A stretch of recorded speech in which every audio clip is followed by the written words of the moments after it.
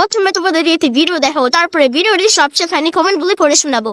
আজকে আমি ঘুম থেকে উঠে সারাদিন কি করব সেটাই তোমাদেরকে দেখাবো। সারা দিন বাড়িতে কি কি কাজ করতে করতে দিন কেটে যায় আমি নিজেও বুঝতে পারি। এমন এমন দিন আসে যে সারা দিন কেটে যায়, কাজ আর শেষ হয়। যদি কোনোদিন সকালবেলা ঘুম থেকে আরো উঠতে দেরি হয়ে যায় তাহলে তো কাজ অনেক বেড়ে যায়। এরপর আবার ছেলে মেয়ে আমাকে ব্যায়ামের জিনিস সব সেট করে দিয়েছে, আর ছেলে মেয়ের আমার কড়া হুকুম সকালবেলা 1 থেকে 1.5 ঘন্টা ব্যায়ামই করতে হবে, তারপর তুমি যে কোনো কাজ করবে কিছুই বলবে না। তাহলে আমাকে এখন আরো কত ভোরে উঠতে হয়। প্রথমে ঘুম থেকে উঠে আমার ঠাকুরকে প্রণাম করা, কারণ সারাটা দিন যেন আমার খুব ভালো যায়। তারপর আমি মেয়ের ঘরে ঢুকে দেখলাম সবকিছু এলোমেলো। আমি তো সকালবেলা দেখে খুব অবাক হয়ে গেলাম, এটা কি করে হলো, কেন হলো বুঝতেই পারলাম না। একটা সুমির ঘরে ছিল জামা কাপড় রাখতো, সেই র্যাকটাই পুরো পড়ে গেল। এদিকে সুমি আমার বাড়িতেই ছিল না। সুমিকে আমি ভিডিও করে পাঠালাম ওর ঘরের অবস্থা। ও ভিডিওটা দেখে আমাকে বললো, মা যেরকম আছে ওরকমই রেখে দাও, আমি বাড়িতে আসি তারপরে দেখবো, কারণ ওখানে অনেক জিনিসপত্র আছে তুমি সেটা বুঝতেই পারবে না। তারপর আমি চলে গেলাম ব্যায়ামের ঘরে। এই সকাল সকাল ঠান্ডা ঠান্ডা ওয়েদারটা আমার কাছে খুব ভালো লাগে। আগে যখন আমরা টিনের ঘরে থাকতাম তখন মনে হয় কি সকালের কাজগুলো অন্যরকম ছিল, আর এখন সবকিছুই পাল্টে গেছে। এই হাঁটা আর দৌড়ানোর মেশিনটা দেখছো, এটাই উঠতে আগে আমার খুব ভয় লাগতো, আর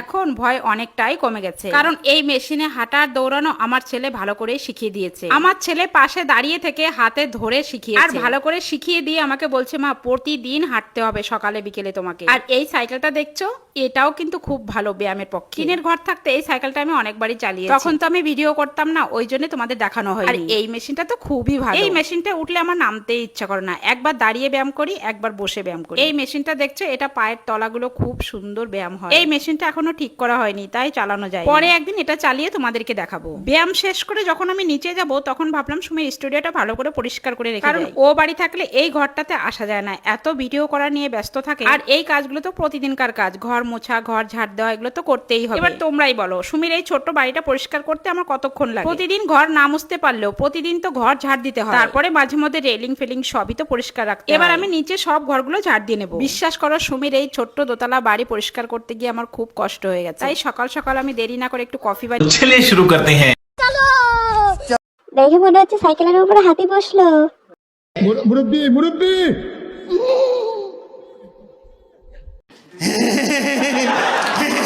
লিপস্টিক দিয়ে কে ঘুমায় ভাই? জানি না। বলছি কাকিমার কথাই কথাই ভাবতেই পারিনি কেন বলো? ये फंस गया सीएम, इसे पार्टी की मीटिंग समझ के फंस गया।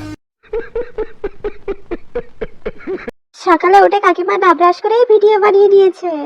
বলেন কি?